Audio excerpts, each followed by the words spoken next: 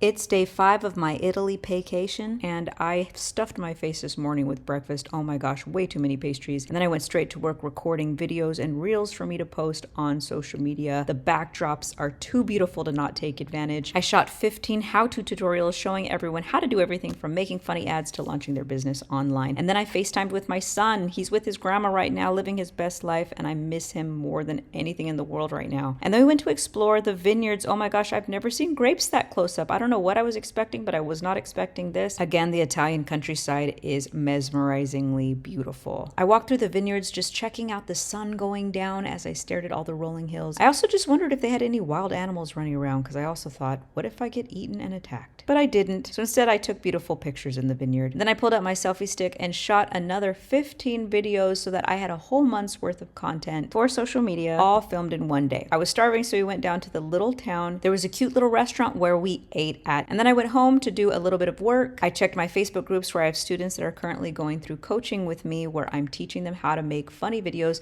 to promote their business. Last, I went through all the video reels that I had shot for social media, and I started to organize them so I could send them to my video editor. This is day 5 of my paycation, where I'm able to work and play, and my business continues to earn while I explore the world.